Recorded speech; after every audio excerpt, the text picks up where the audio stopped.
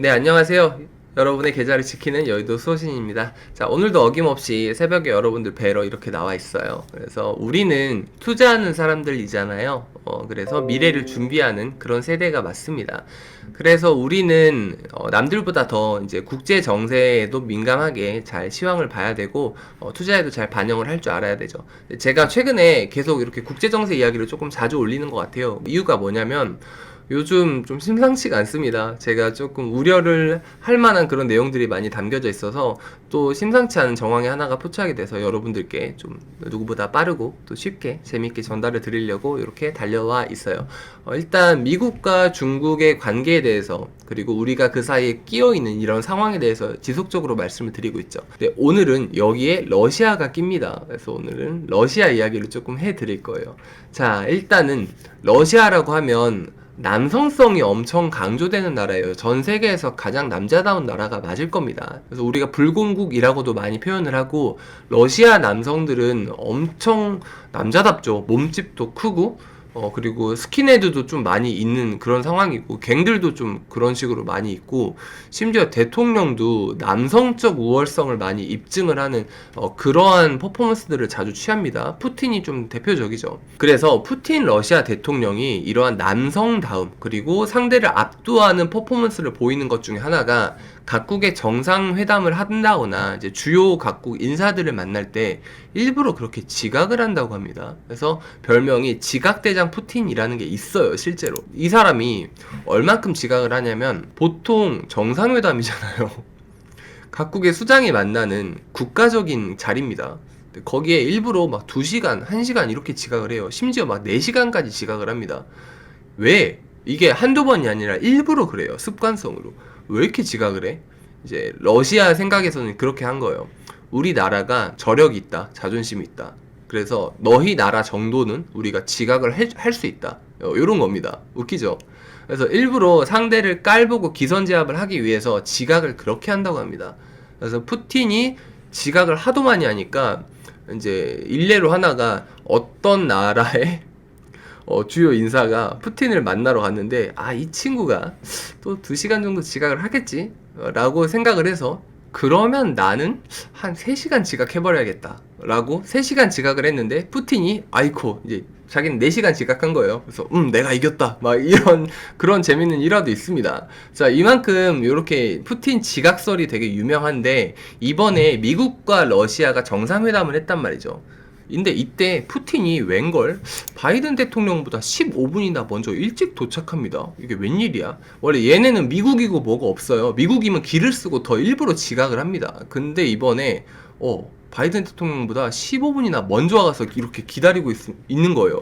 완전히 막 넙죽 엎드려가지고 오셨습니까? 요렇게 하고 있는데 그 일화가 좀 있겠죠. 그걸 말씀을 드릴게요.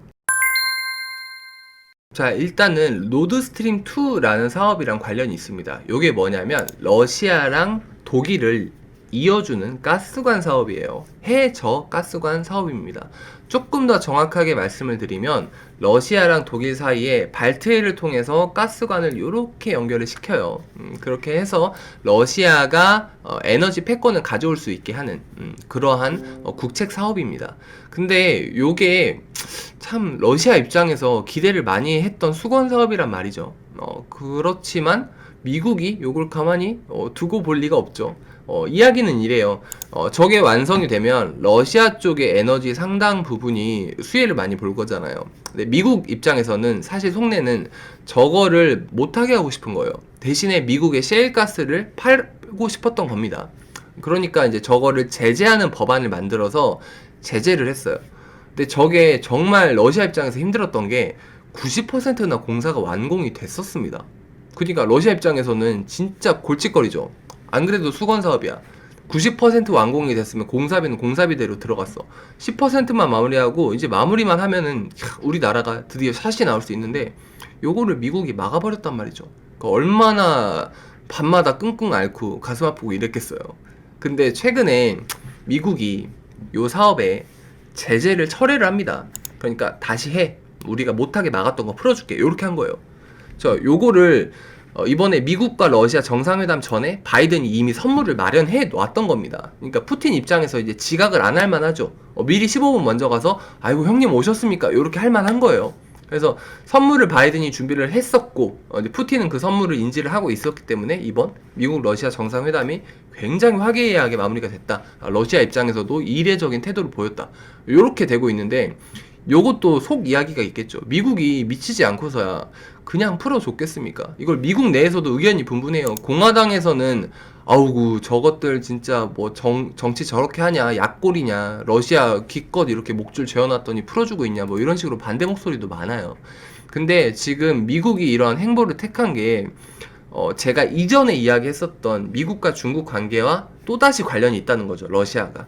그러면 지금 제가 기존에는 미국과 중국만 두고 언급을 했는데 이제 다른 국제 정세까지 또 말씀을 드리는 거예요. 러시아과의 관계까지. 조금 이야기를 이어나가면 요렇게 이해하시면 편할 것 같습니다. 춘추 전국 시대가 있었죠. 우리가 흔히 잘 알고 있는 삼국지 이야기예요. 위나라의 조조가 있었고 총나라의 유비가 있었고 오나라의 송건이 있었죠. 근데 요 일대기 중에서 촉오 동맹이라는 게 있습니다.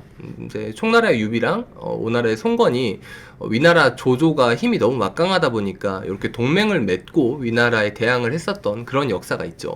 그리고 우리나라에도 삼국시대가 있었죠. 이제 고구려 신라 백제 이야기인데 이때 고구려가 천하를 호령하고 있을 때 이야기예요. 이제 고구려가 중국이니까 그땐 당나라죠. 당나라랑 전투를 앞두고 있던 찰나에 미리 신라랑 백제를 다 구슬려 놓습니다. 잘 진정을 시켜놔요.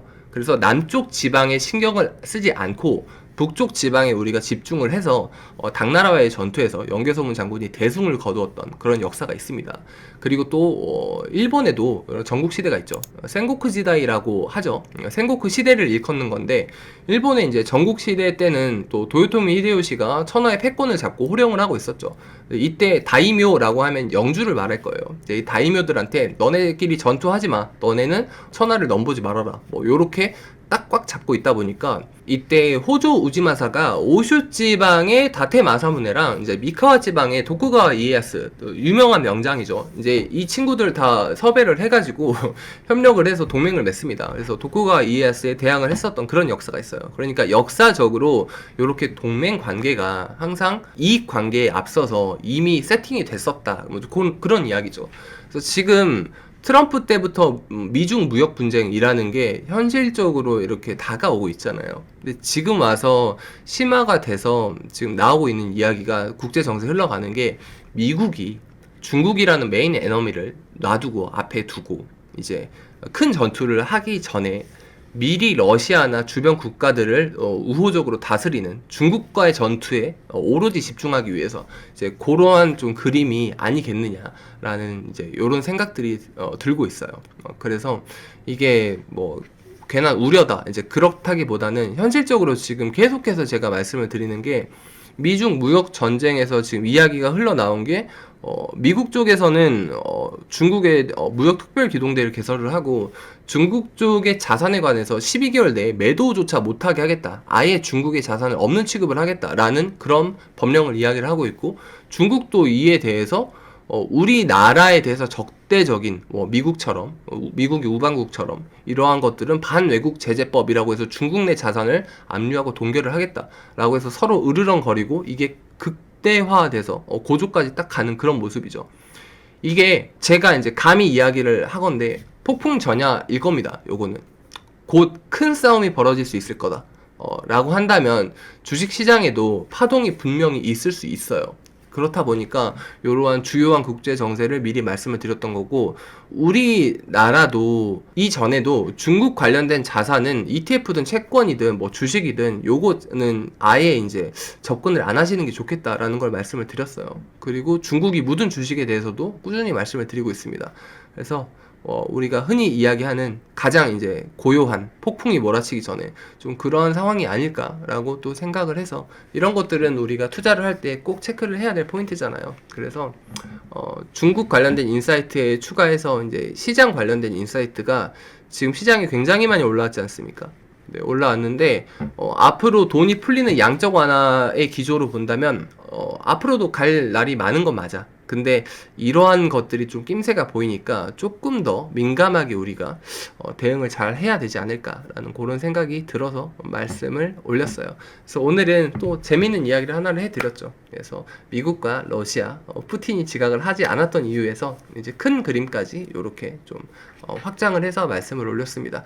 그러면 오늘은 여기까지 말씀드리고요. 저는 또 다음에 더 좋은 인사이트로, 더 좋은 컨텐츠로 찾아뵙도록 하겠습니다. 그러면 다들 아시죠? 건강하시고 성투하세요.